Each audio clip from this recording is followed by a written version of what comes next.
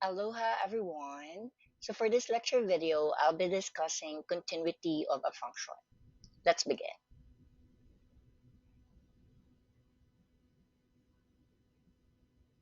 Alright, so learning objectives. So at the end of the interactive discussion, you are expected to letter A, distinguish between the limit of f of x as x approaches c and f of c. Letter B, identify steps in verifying continuity of a function. Letter C, distinguish clearly different types of continuity. And last, letter D, solve problems involving continuity at a number or a given interval. Alright, so how can we say that a function is continuous at a number A? So basically, we have here three conditions for us to say that a function is continuous at the number A. So say natin. So the first condition is that f of A is defined. So when we say f of A is defined, okay, f of A is defined when A is in the domain of F. Okay, so in general mathematics, we discuss domain. Domain states that it is set of all possible x values that will make the function work or define. So that is the first condition. Now the second condition is that the limit of a function or the limit of f of x as x approaches a exists. Okay? Function must be defined on an open interval that contains a. So, diniscuss na natin sa first topic yung several ways kung papaano natin malalaman yung limit ng function or paano natin malaman if the limit of a function exists. So actually uh, the first technique or the first way is through table of values. Second is by just looking at the graph, and the third one is using limit laws. So, yun yung mga ways natin for us to determine or to find the limit of a function as x approaches a certain number. Okay? The third condition is dapat daw yung limit ng f of x as x approaches a is equal to f of a. So, yun yung mga conditions na dapat masatisfy, okay, masatisfy para masabi natin that a function is said to be continuous at the number a. Now, pag mayroong isa or dalawang or one or more of these three conditions fails to hold at a, we can say that again the function is discontinuous at a, or f has discontinuity at a. So again pag meron isa na violate doon sa mga conditions natin para masabi natin na continuous siya at a number a, masasabi na natin na that function is discontinuous at a, or f or that function has a discontinuity at a. Alright, so let's have this activity. By just looking at the graph, let's determine bakit hindi continuous yung function na to at a number a. Okay? So ano ba yung na-violate niya na condition? Bakit natin nasabi na hindi siya continuous? Okay? Alright, so let's have this example. So why is the function not continuous at x is equal to negative 2? Okay? Bakit kaya hindi siya continuous at x is equal to negative 2? Okay? So ano yung condition na na-violate? So let me have here the ano. So tingnan natin. Just use the pen here. Okay? So basically, it does not satisfy the second condition. Okay? So, ano bang sinasabi ng second condition? That the limit of f of x as x approaches a exists dapat daw. Okay? Paano na natin malalaman by just looking at the graph that the limit exists or do not exist? Okay? So, last topic natin, by just looking at the graph, so so um, kailangan natin malaman, okay, that the left hand and the right hand limit dapat ay equal para masabi natin na yung limit niya nag-exist. Pero pag hindi sila equal, then the limit does not exist. So in this given example, the limit of a function as x approaches negative 2 from the left. So from the left tayo of negative 2, you can see that it gets closer and closer to 2. So the limit of the function as x approaches negative 2 from the left is 2. Right? And then yung limit naman ng function as x approaches negative 2 from the right, okay? Negative 2 from the right. Okay? So ito yon from the right. So palapit naman siya ng palapit sa 1. So yung function ng limit as x approaches yung limit ng function as x approaches negative 2 from the left is 2. Yung limit naman ng function as x approaches negative 2 from the right is 1. So, hindi sila equal. So, it means that the limit of this function does not exist as x approaches negative 2. So, yung second condition, hindi na satisfy. So, this function is said to be discontinuous at x is equal to negative 2. Okay? So that is the reason why hindi siya continuous. Okay, so let's have another example. Alright, so again, the limit of f of x as x approaches negative 2 does not exist. Alright, so next example here, why is the function f not continuous at x is equal to 0? So ano naman daw yung na-violate niya na condition? Okay? So let's check. So isa-isay natin. So sa first condition, by just looking at the graph, what is the value of f of 0? So if x is equal to 0, what is the value of the function? So by just looking at the graph, define yung ating function at f of 0. So yung first natin ay check. Pero ano ba yung value na yun?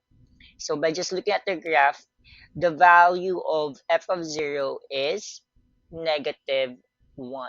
So this is negative 1. Okay. Next, the limit of a function. So let's check ano po if the limit of this function exists.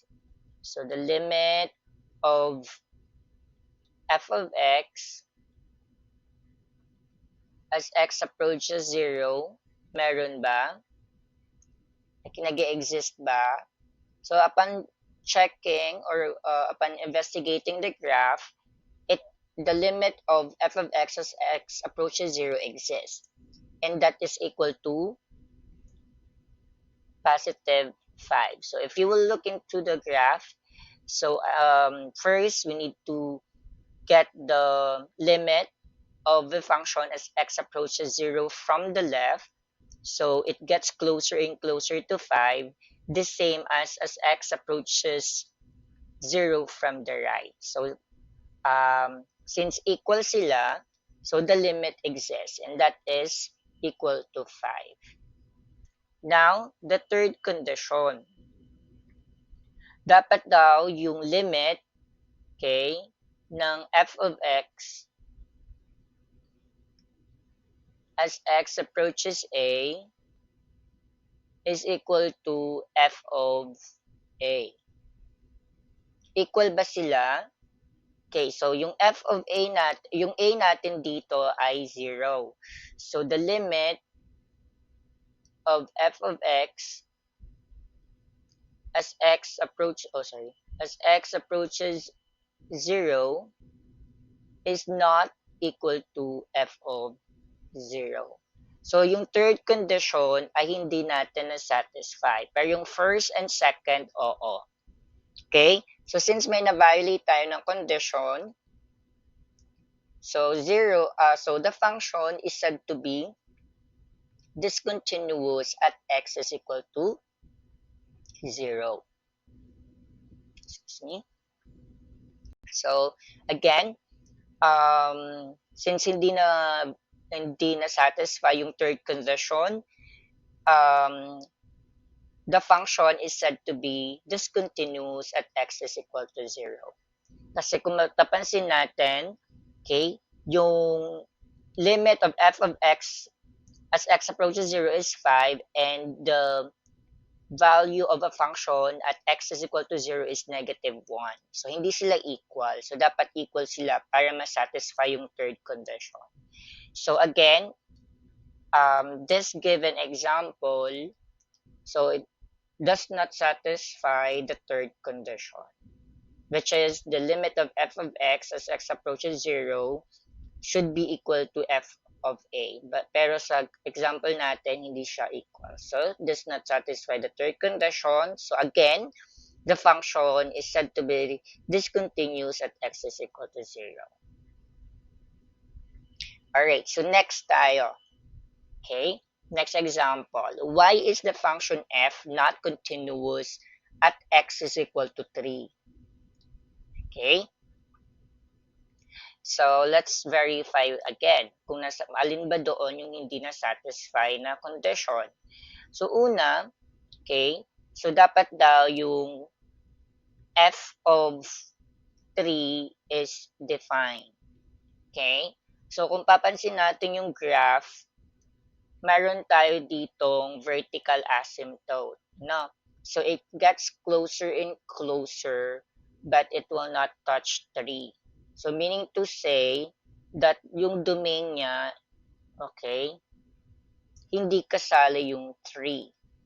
Okay? Pero masasabi natin na define yung function if yung 3 is in the domain of f. Pero on this given example, yung 3 ay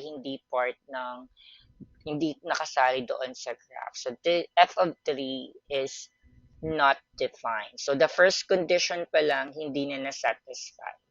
So, f of 3 is not defined. Okay? So, kasi yung 3 at x is equal to 3, hindi siya kasali sa domain. Okay? So, first condition, dapat, di ba, yung function is defined. Pero at x is equal to 3, hindi siya defined. So, it does not satisfy the first condition. Therefore, we can conclude that the function is discontinuous at x is equal to 3. Okay? Alright. Now, next. Note, all polynomial function graphs are continuous at any x value. So, let's try to prove this. Okay, so let's determine whether f of x is equal to x cubed minus 2x squared plus 5x plus 1 is continuous at x is equal to 3. Okay, so this is an example of polynomial function, yung f of x is equal to x cubed minus 2x squared plus 5x plus 1. So this is an example of polynomial function.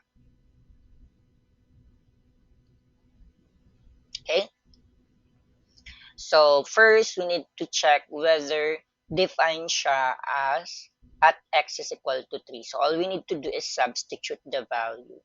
Okay, so we have here the value of x ng 3 doon sa x. So substitute lang natin. Then using your calculator, it will give you 25. So f of 3 is equal to 25 and it's defined. So sa first condition natin, okay, check. Second, excuse me. Okay, so the second, dapat yung limit nag-exist. Okay? Now, here, para malaman natin that the limit exists, again, meron tayong tatlong ways to determine the limit of a function. So, gamitin ko na lang dito yung limit loss. Okay? So, let me use the limit loss. Okay, so I will be having here the limit of x cubed as x approaches 3 minus the limit of 2x squared as x approaches 3 plus the limit of 5x as x approaches 3 plus 1. The limit of 1 as x approaches 3. Okay? So, still, gamitin natin yung limit loss. We have here the limit of x cubed as x approaches 3 minus, so 2 times the limit of, so that's 2 times the limit of x cubed as x approaches 3, the same with plus 5 times the limit of x as x approaches 3, and then the limit of a constant, 1 as x approaches 3. So, substitute lang natin yung value ng x dito according to the limit loss. So, we'll have here 3 squared minus 2 times 3 cubed pala to. 3 cubed minus 2 times 3 squared plus 5 times 3 plus 1. So if you will use your calculator, it will also give you 25. Okay, so using the limit loss, then you will get 25. Okay. Now, for number 3, we just need to verify if the limit of a function as x approaches a is equal to f of a. So, kanina nakuha natin yung function at x is equal to 3 is 25, the same with the limit of f of x as x approaches 3. So, since the three conditions are satisfied, then f of x is equal to x cubed minus 2x squared plus 5x plus 1 is continuous at x is equal to 3. So, na-prove natin, okay, napatunayan natin dito sa example natin that a polynomial function is continuous at any number.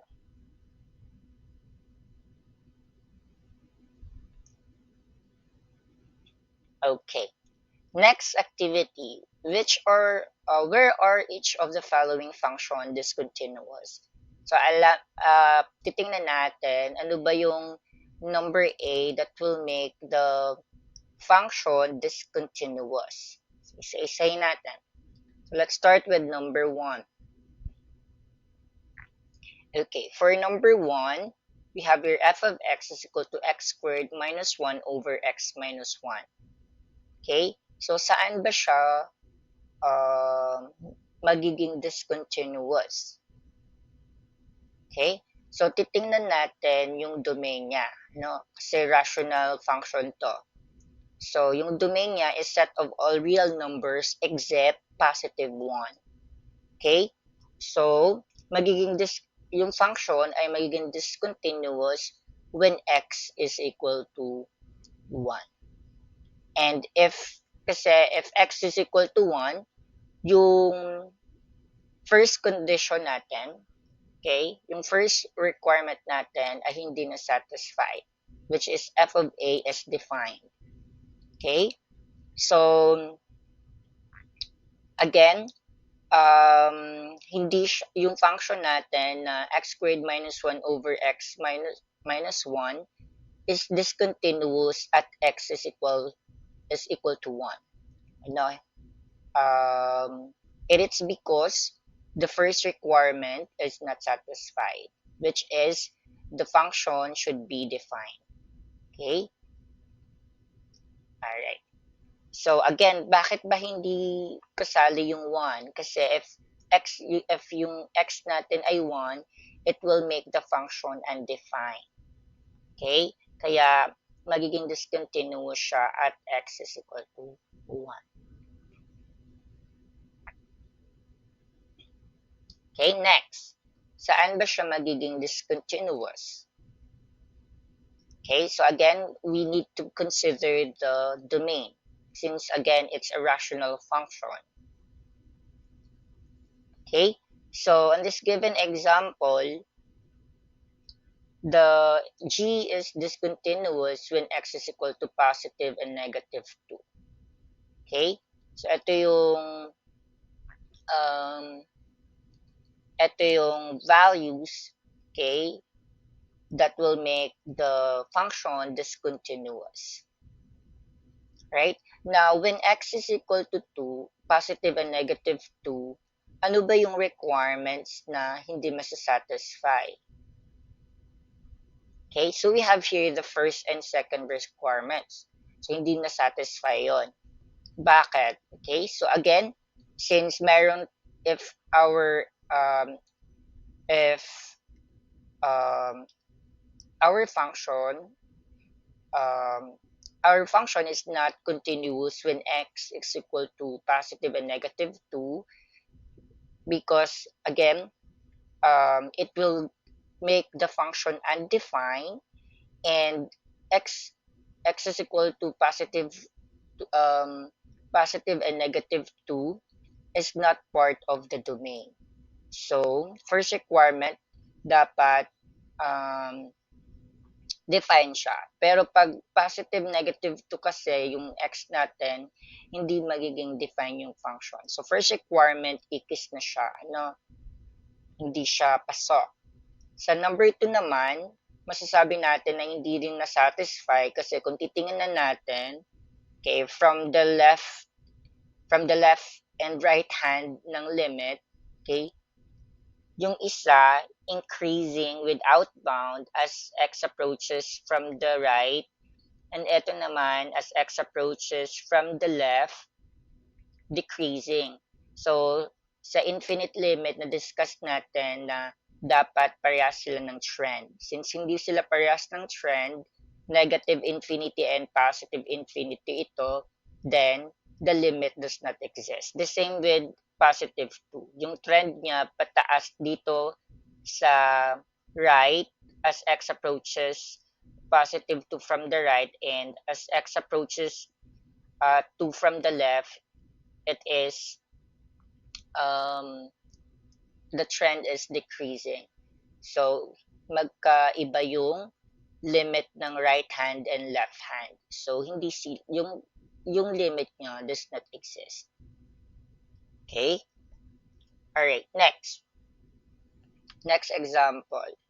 So, saan ba discontinuous itong function na to? Okay, discontinuous siya dito sa 1. Okay? When x is equal to 1. By just looking at the graph, okay, yung third, ano ba yung hindi na-satisfy niya?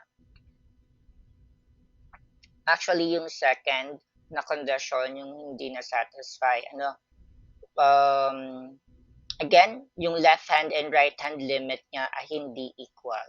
So the limit does not exist when x is equal to 1. So hindi siya continuous. Okay? How about this example? So, on this given example, j is discontinuous when x is equal to 0. And the requirement na hindi na-satisfy dito ay yung third na requirement or third na condition. Okay? Excuse me. If you will check, okay, dito, when x is equal to 0, the function is negative 2. Pero the limit of this, okay, the limit of the function is as x approaches 0 from the left and right is positive 1. So, hindi sila equal. So, yung third condition, yung hindi na-satisfy. Okay? So, yun. Now, let's proceed with the types of discontinuity. So, first is the removable discontinuity, aka whole discontinuity. Number 2 is the infinite discontinuity, aka asymptotic discontinuity.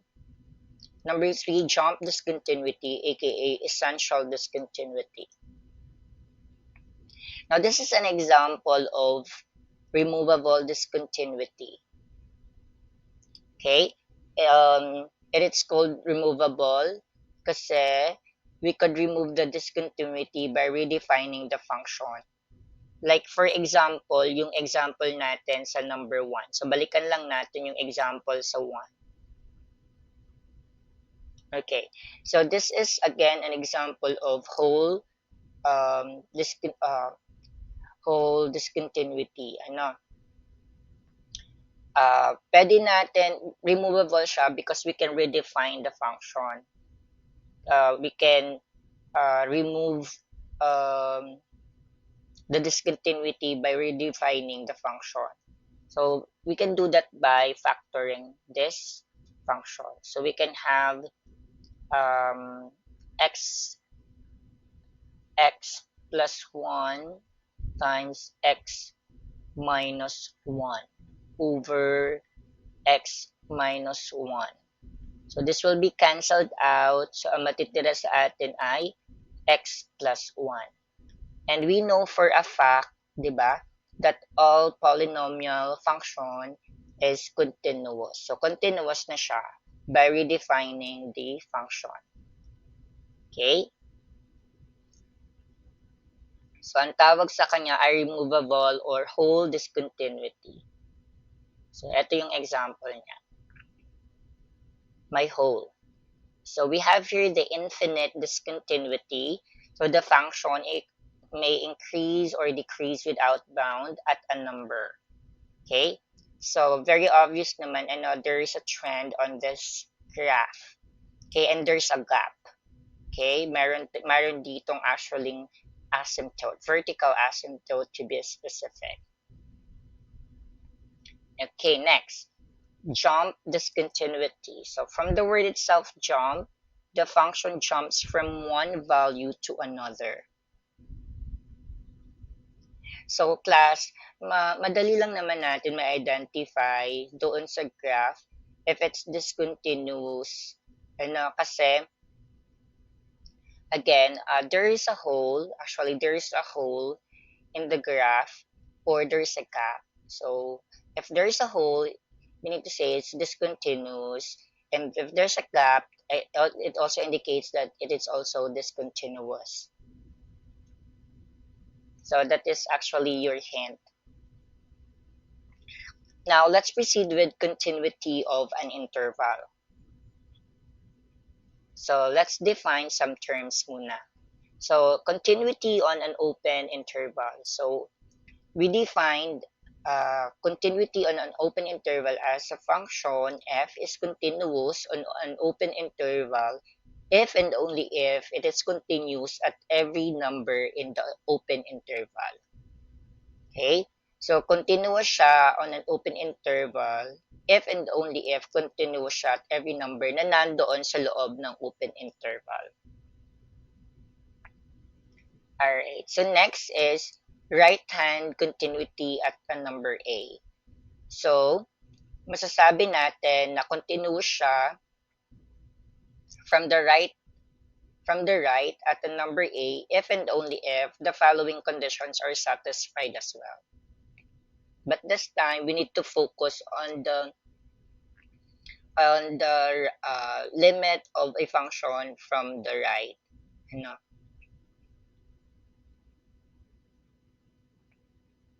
Okay, next, since we have also here, then since we have from the right, we also have from the left.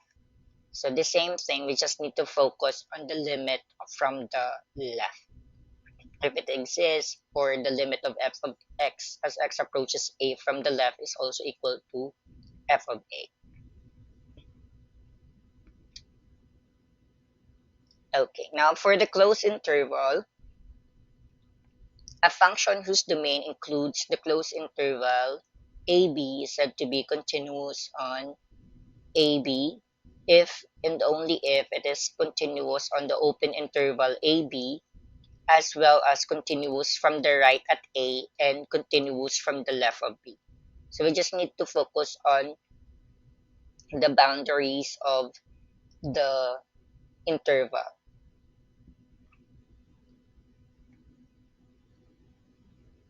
Okay, so that is for the closed interval. Now let's have this example. Show that the function f of x is equal to, well, show that the function f of x equal to 25 square root of the 25 minus x squared is continuous on the interval negative 5, 5, close interval negative 5, 5. Okay, so paano, ano yung solution natin? So first thing first, okay, we need to check, okay, if the function is defined. Saan ba magiging define yung function? Okay, the function is defined when 25 minus x squared is greater than 0. Kasi if it's less than 0, then magmamat error yung sagot natin or magiging undefined nga siya. Okay? So, we have here the condition that 25 minus x squared should be greater than or equal to 0. Now, since 25 minus x squared is a polynomial, diba, that's our notion, na pag polynomial siya, it is continuous everywhere. Thus, whenever 25 minus x squared is greater than 0, the function is continuous on the open interval negative 5, 5.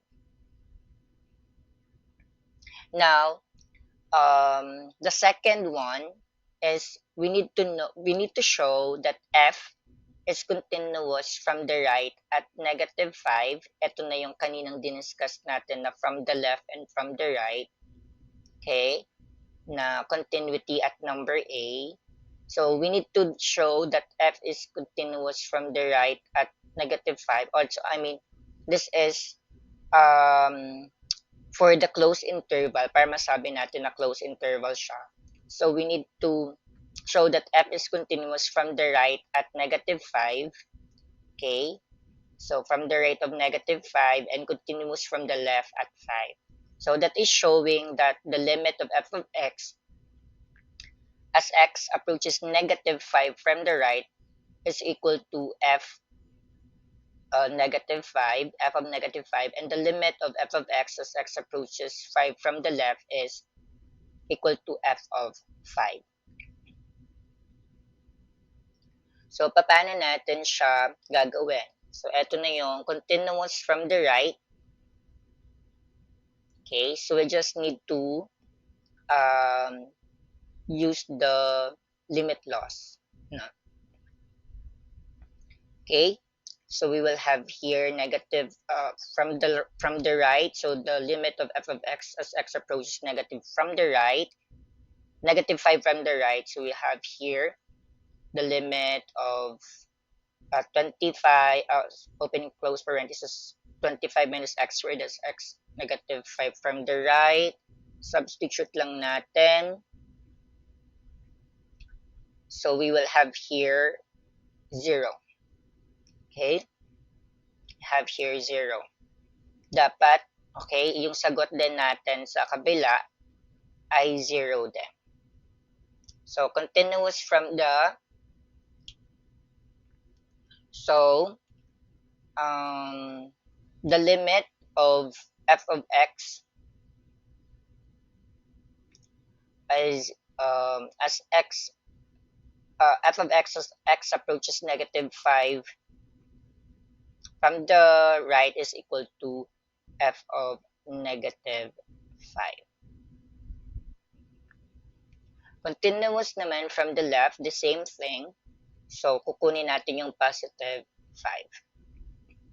So, that is the limit of f of x as x approaches 5 from the left is equal to the limit of square root of 25 minus x squared as x approaches 5 from the left.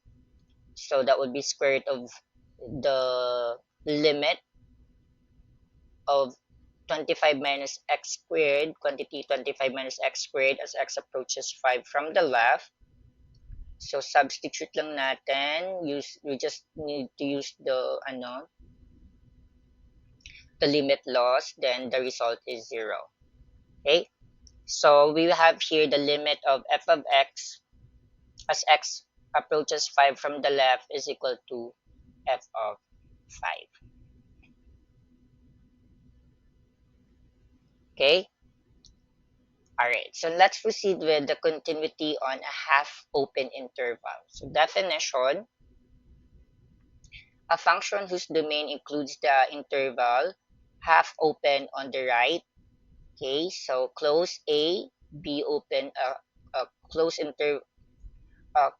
parenthesis A, B, open parenthesis, continues on close parenthesis A, B open parenthesis, if and only if it's continuous on the open interval AB and continuous from the right at A. And we also have here a function whose domain includes the interval half open on the left, okay, continuous on the open parenthesis A, and B close parenthesis, close parenthesis, if and only if it is continuous on the open interval AB and continuous from the left at B. Right, so let's have an example to better understand that. Okay, so determine the largest interval or union of the intervals on which the function defined by f of x is equal to the square root of 25 minus x squared over x minus 1 is continuous. So first thing first, we need to find the domain of this function. So, what is the domain of the function? So the domain of a function is when this is a set of all real numbers except 1. Okay, so that is the first one. And also, dapat yung ating numerator should be greater than or equal to 0. So that is our domain, or that will make our function defined. Okay, if our x is not equal to 0 and when 25 minus x squared is greater than or equal to 0. So f is continuous from the right at negative 5 and from the left at 5. So you just need to again use the limit laws here. Okay, so let me show you.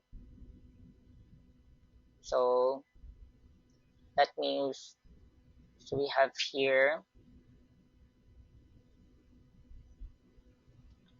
since ang tanong naman ay the largest interval, so it's mapofocus tayo doon sa um, magfo-focus tayo doon sa una, ano.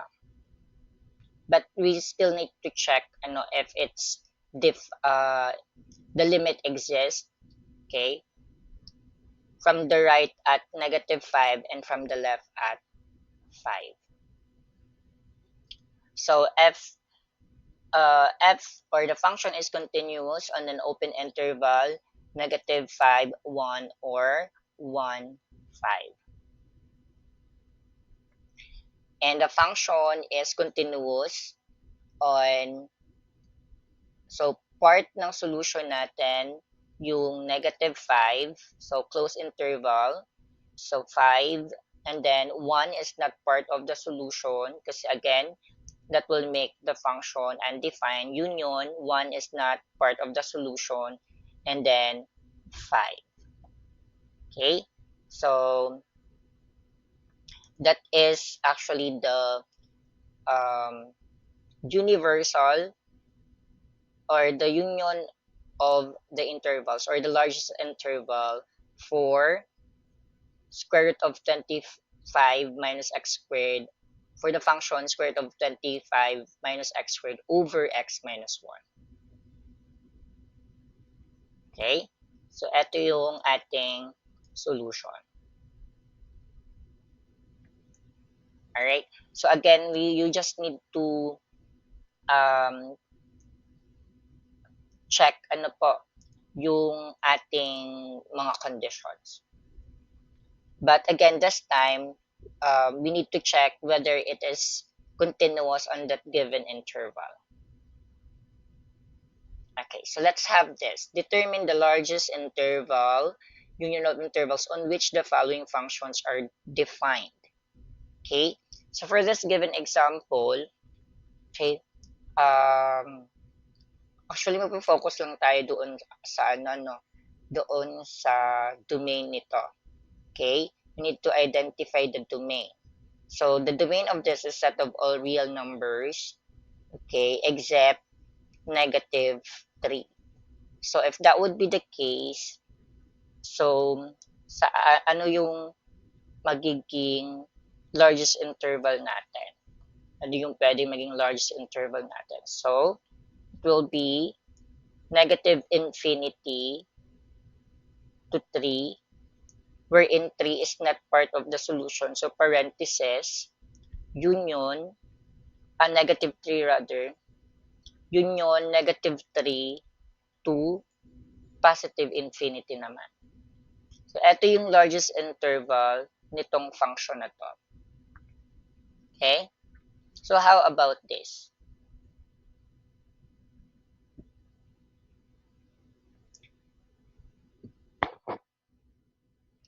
For number 2, okay?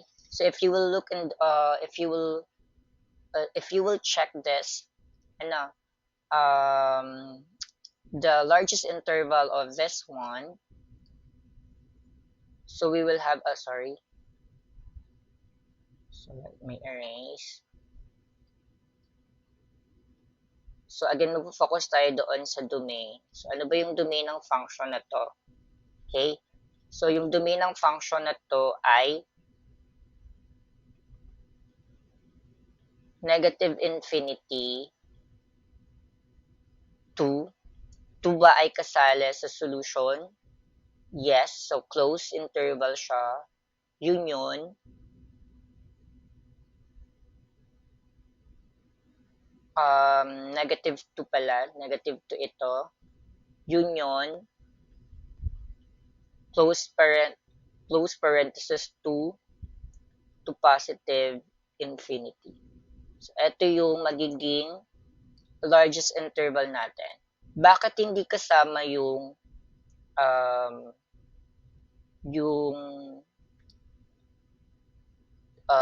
etong interval na to? 2 -2, 2. Bakit hindi siya part ng solution? Okay, kasi for example, if magiging part siya ating ng ating interval, this function, okay, magiging undefined siya. So, that's why hindi siya kasali. Okay? So, on this given interval, like for example, um, 0, kasi nasa interval siya ng 2, negative 2, 2. 0 squared minus 4, so it will result to undefined. So, hindi siya kasali. Ano? Okay. How about this? Okay? So, ano yung function or so, ano yung largest interval nito? So, for this given function, the largest interval of this is from negative infinity, then negative 3. Okay? Ano pa ba? Union, again, negative 3 is not part of the solution. Ano? Union,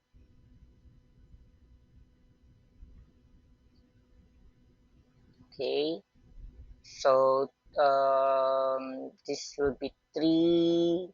Ano yung magiging domain natin? Double check natin.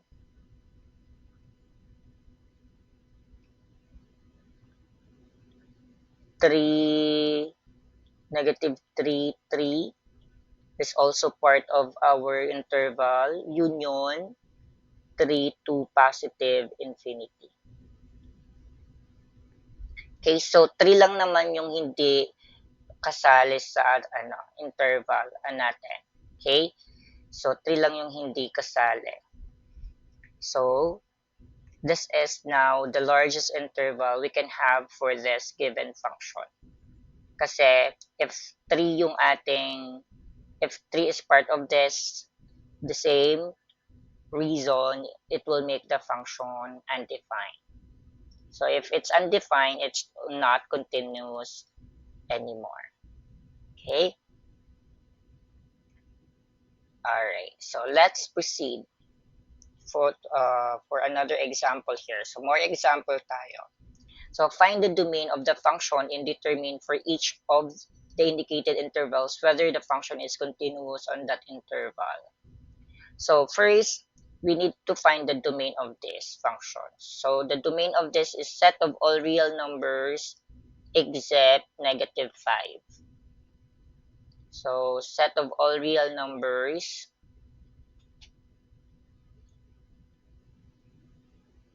okay, set of all real numbers except x is equal to negative 5. Now, let's check whether continuous siya on this given interval. Ano? So, on this given interval, 3, 7, continuous ba siya? So, the answer is yes. Continuous siya. Bakit? Wala naman dito sa interval na to yung negative 5. So, continuous siya. How about this one? 6, 4. Continuous ba siya?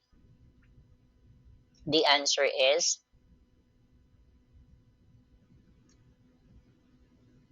okay. The answer is yes. Continuous siya.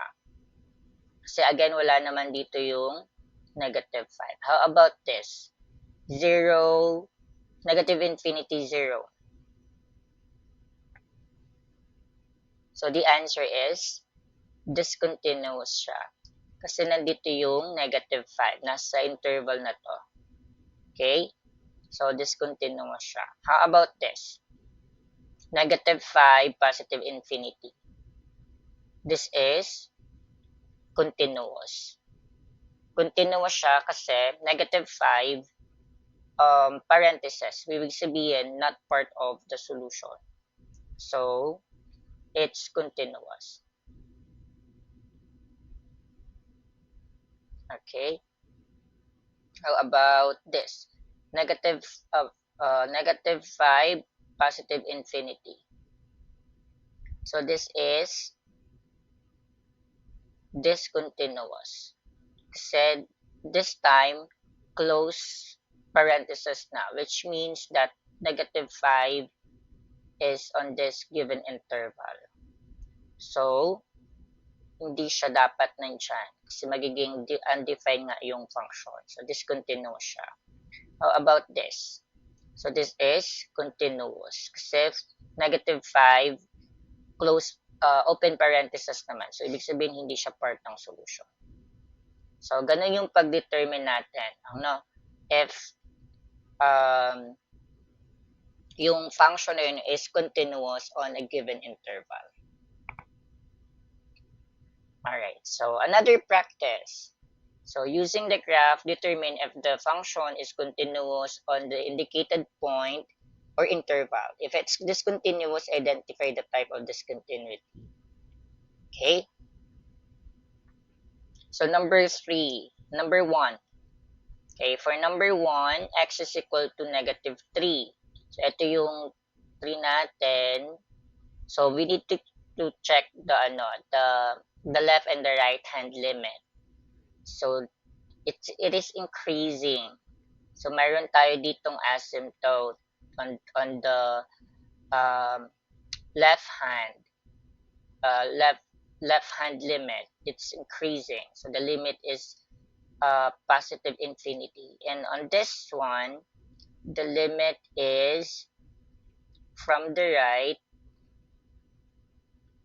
Okay, from the right, the limit is 2. So, hindi sila equal. So, the limit does not exist on this. So, discontinuous siya. Okay? And the type of discontinuity is, we call it the infinite. Okay? So, this is an infinite discontinuity. Number 2, x is equal to -2. X is equal to -2. Ito yung -2 from the left. So, it's 3 from the right. It's also 3. So, this is continuous. Continuous siya. So, this is discontinuous and infinite. Discontinuity siya. X is equal to 0. X is equal to 0. We have here. Alright. So, x is equal to 0 from the left. So this is 1. From the right, this is 2. So they are not, the limit does not exist. So the second condition is not satisfied. So discontinuous siya at x is equal to 0. And this is what we call jump discontinuity. So this is discontinuous. Okay, next, at x is equal to 1, x is equal to 1, okay, so we have here, going here, so it approaches 3, the same with this, approaches also 3 from the left, so this is, the limit exists. Okay. So the limit of this function exists. Pero, okay, kung titingnan natin, meron tayo ditong at x is equal to 1, at x is equal to 1, so it is -2. So yung third condition naman yung hindi na satisfy. Still, this is discontinuous. And this is jump discontinuous.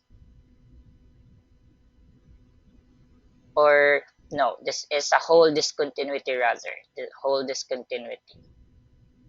Okay? This is an example of whole discontinuity. So next, x is equal to 5. So this is continuous. Okay? So discontinuous, continuous, discontinuous, discontinuous, continuous. Alright, another. Number 6, ulit interval naman. Okay? So, interval -5, -3, ito yung -5 papunta sa 3. -5 papunta sa 3. 3 is not part of the solution, so kahit hindi siya mag-touch ng 3. So, this is continuous. Okay? 5 papuntang 5 hanggang 3. 5 is included, 3 is not included. So, on this given example naman, 3 is not part of, di siya naman talaga kasali dito sa graph. So, pwede. Continuous siya. Here, -3, 0. -3 papunta ng 0. 0 kasi dito is not part daw of the solution. So, kaya mayroon tayong hole dito. So, on this given example, this is discontinuous. Okay? This is discontinuous. Next. Kasi ito yung graph niya, papunta dito sa 0. Okay? So, 3 is part, shaded siya, so check. Kaya close, pwede. Pero close itong 0 eh. Pero dito sa graph, ano siya, may hole. So, discontinuous siya. Next, 1 to positive infinity. Ito yung 1, which is not part of the solution. So, pwede siyang, so, dito naman, hole naman siya. So, check. Papunta ng positive infinity. Mayroon bang hole? May gap ba? Wala. So, this is continuous. Okay? Next, 0, 0 to 1. 0 to 1.